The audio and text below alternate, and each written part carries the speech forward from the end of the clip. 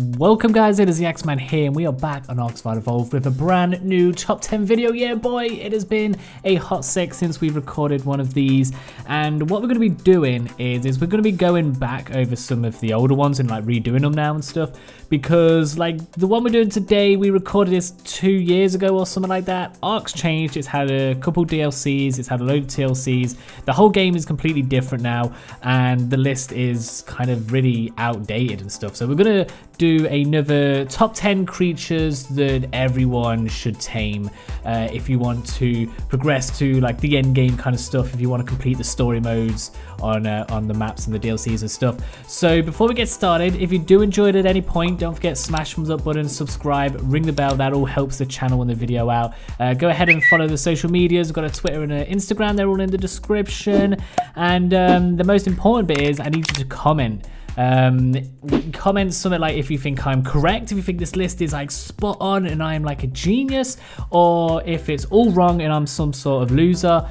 Don't call me a loser because I will cry, and that's not very nice, is it? No, I'm joking. But yeah, I don't know, maybe just whack what your top 10 is and stuff, and we can like compare and see what everyone thinks and stuff. So enough of me chatting and boring you all to death. Let's crack on and do the top 10 creatures that everyone should tame. Alright, so kicking us off in at number 10 is going to be the Mosa. So I thought it's best to include at least one water creature, and I've picked the Mosa for a couple of reasons. Number one is the water cave that you need the artifact from, and I think you need that for the dragon, one of the dragon bosses. This cave is pretty tough, it's full of other high level Mosas, Tusos and all kinds of horrible stuff. To get through that, you're going to need just some brute strength, and Mosas are really good at that if you've kind of bred them up and stuff. So you should get through that, no problem, get the artifact and you're sorted. Second, the deep sea loot crates. Obviously at the bottom of the ocean there's loot crates that spawn every now and then that have some really good high-end stuff in. I feel like if you go down to the bottom of the ocean on another creature that's not that strong, then it can be very scary, and if you get attacked you're going to be in trouble. But if you've got a big Mosi, there's nothing to worry about. You can get all this loot and it'll be no problem at all. And then third, it has a tech saddle, which is pretty badass. That's mainly for PvP, I guess, and underwater raids and stuff. So if you're into underwater raiding, then obviously you want a Mosa with a badass tech saddle. Alright, so in at number 9 is going to be the Daedon, the ugly ass annoying creature that as soon as you get into the snow they all just swarm around you and attack you. But they actually do have a really useful ability, and that's to heal your creatures. You're going to want to use this when you're doing, say, the Overseer boss, where the cave you go in is just full of Gigas and Allosaurus and stuff, and it really does take a toll on like your Rexes, where they're going to be really hurt before they even get to the Overseer. So you want these little pigs here just to be healing constantly throughout it, so you've got enough power and health to actually fight the boss toward the end.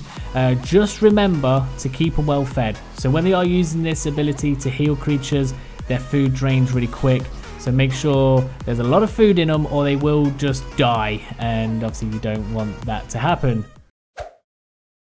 Number 8 then, and we're going to go for the GACHA. So this creature was introduced in Extinction, and it has a really amazing ability of giving you resources and loot. So to get one of these creatures, just get a stack of stone, throw it in front of it, and it will walk up to it and eat it.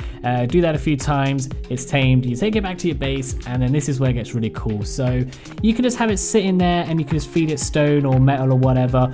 If you want some really cool stuff though, feed it the snarl pellets and it will give you some really cool loot. So the way it works, it poops a crystal out, you can crack that crystal open, and depending on what gacha you've got, you're going to get some sort of resource. So you might have a gacha that poops out, I don't know, element dust or something, and you can just farm element dust. But then every now and then it's going to poop out a crystal, which is a different colour, and it's got little glittery sparkles on it, and that means you're going to get some crazy loot depending on what colour it is.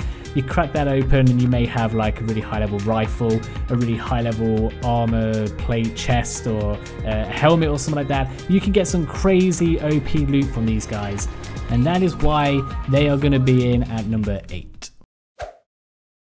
So in at number 7, we're going for the Dodic. Now the reason the Dodic's in this list is this is a gathering creature and it gets stone. Now obviously stone's really important for building a base and a lot of other stuff you need stone pretty much to build everything. As soon as you get further on in the game, stone becomes really important for gates and weapons and armors and all other kind of crazy stuff you might need it for. And the Dodic is really useful because obviously you don't have to go there and start just hitting a rock with an axe. You can actually ride the creature and you'll get more, it'll be more efficient and quicker. And also stone weighs a lot less when it's actually on the Dodic, so you can carry a lot more, so you don't have to take, I don't know, 100 trips up to the mountain to get stone, whereas you'll probably only need 20 trips with the Dodic, and it's just so much more efficient. And like I said, you're going to need stone whatever you want to do in this game. Stone is a really important resource. Okay, so in at number 6 then we're going to go for the beaver. Now this is sort of going to be similar to the Dodic, as this is a resource creature as well, except this resource is wood, and I feel like wood is a little bit better than stone, as you need wood for legit everything. Anything you're going to build, you're probably going to need wood, and the beaver has the ability to make the wood weigh less when it's on its person. So instead of you going back and forth to a tree to your base, to a tree to a base, you get on your beaver, you go out, you eat, I don't know, maybe 20 trees, and you're going to have more than enough to make a small base. Now I feel like wood is important for all the like crafting and everything, but I also feel like, especially on PvE, wooden bases are made a lot more because wood's easier to get. There's more trees knocking about than rocks, and I feel like people prefer to build in wood a little bit more, so that's the reason I'm putting the beaver just above the Dodic. So we're halfway there now. Number 5, we're going for the Anky. Now this again is another resource creature, but this is a really important one. This is metal.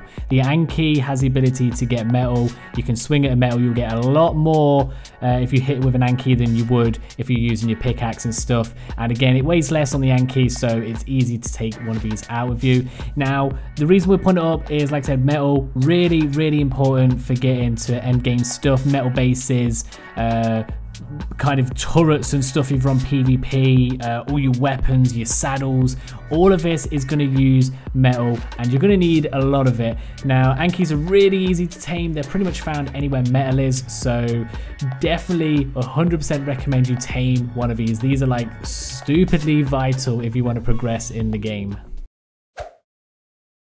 Okay, so in at number 4 then, we're going to go for the Snow Owl. Now this has like become one of my favorite creatures in the game for a lot of different reasons.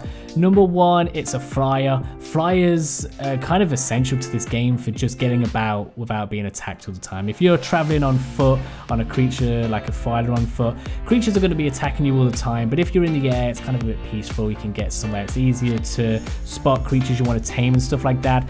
And then also, it's kind of got the medium speed. It's not as slow as an RG, and it's not as fast as a Pteranodon. It's kind of just in the middle, and it kind of just works. And once you've bred a couple up and you've got like a fully imprinted one, the speed is more than enough than you could ever kind of need and stuff. Also, you have the diving ability, so it gets that little bit more speed like the Griffin, which is really cool. And then it has an ability to freeze a creature to actually heal it. So if you're low on health, you'll freeze up, heal yourself and any creatures around you, which is really cool in all modes, actually PvP and PvE, depending on what you're actually doing. It's always good to be able to heal yourself, ain't it? So in at number 3 then, we have got the Therizino, the tickle chicken, the oversized turkey. This bizarre looking creature is actually really, really good. It's another resource creature, but it can actually gather a bunch of resources. So it's not just got like mainly wood or stone. It can get fiber, thatch, silk, wood. It has like just a whole list of stuff that it can actually gather really efficiently and stuff. Also, it's kind of as strong as a T-Rex. If you're out and about gathering stuff and a Rex attacks you, you'll probably be able to take it on if you're similar levels and stuff. The only problem is it's a herbivore, so you can't force feed it really to heal it as quick as you can to a Rex. That's why it's probably just not as good, but obviously it's got the resource gathering, which a Rex doesn't, so you kind of, they balance each each other out, I guess. These in the wild are awful. They will attack you all the time and probably murder your faces, as a lot of you probably know. But once they're tamed up, these creatures are like the ideal resource gatherer. So in at number 2, just missing out on the top spot, is going to be the Wyvern. So this was introduced in Scorched Earth, and ever since then it's become kind of a go-to creature for pretty much every Ark player. No matter what server you're on, if there's Wyverns, you're probably going to aim to get one of them as quick as you can. A lot of reasons for this. Number 1, you don't actually have to tame them. You literally just got to go and steal an egg and then raise it. If you're on official rates, that could take a long time, but if you're on some, a little bit boosted servers, you get one no time at all. Also, there's like 4 different varieties of these. You've got the fire, the lightning, the poison, the ice one. The ice one's really cool looking. Each one with a different breath attack, which does a different effect on the enemy and stuff. Obviously it's a flyer, which is always good for just kind of staying out of danger, and it's actually got some really good health and melee damage as well. So if you do get caught up in trouble, you're probably not going to have much of an issue. You're probably going to be absolutely fine. You're also going to need these if you're doing the Scorched Earth boss, the Manticorn. You're definitely going to need these for that boss. So I feel like this creature is just kind of an all-round good creature, with the added bonus that it can fly. So yeah, I definitely 100% recommend getting this if they are available on the server. So in at number 1 then is going to be the T-Rex, the most well-known dinosaur, and of course they made it good in Ark, and that's mainly because of his high health and his high melee, which you're going to need when you're taking on the bosses and the Overseer and trying to ascend and stuff, because these bosses are big and beefy and they're going to be coming at you and you're going to have to tank a load of damage, but at the same time you want to be able to deal damage to them. You don't want to tank it all and then you're just there like tickling his ballsack. You want to be able to grab that ballsack and crush it in your hands. Obviously you're going to want to destroy these bosses because then you can progress onto the Overseer and then you can ascend to the next map and stuff. So definitely get a whole pack of Rexes, and you probably want to breed them up and try to get some mutations. Try and get mutations into health and melee just to make your life a little bit easier when you're taking on the bosses and the Overseer and stuff like that. Even if you're not attempting to take on a boss and you're just playing the game just for enjoyment, it's always good to have a Rex just for base protection. Maybe you want to go out on a meat run, you can pretty much take on any creature as a Rex. Alpha Rexes and Alpha Carnage, you're going to be able to take them on and get some good loot from them and stuff. And they're kind of just, it's like a trophy as well to say that you've tamed and you've rode a Rex. Like if you've never tamed one before, and then you get your first one, it's kind of a really big accomplishment. Okay, so that was the top 10 creatures that everybody should tame in Ark. It's mainly for the people that want to progress, do the caves, do the bosses, ascend to another map and stuff like that. But even if you don't, you're gonna need most of them, if not all of them, at some point. So let me know in the comments section what you think. Was I right? Was I wrong? What's your order? Maybe there's creatures I missed out that I completely forgot about. Let me all know in the comments section. You could do your top 10, your top 5, or just maybe your favorite creature and stuff. And if you did enjoy this, don't forget to smash thumbs up button, subscribe, ring the bell, enable notifications. All the support is appreciated. And go ahead and follow all the social medias, the Discord and stuff. There's just links all down in the description. So thanks for watching, and I'll catch you all in a bit.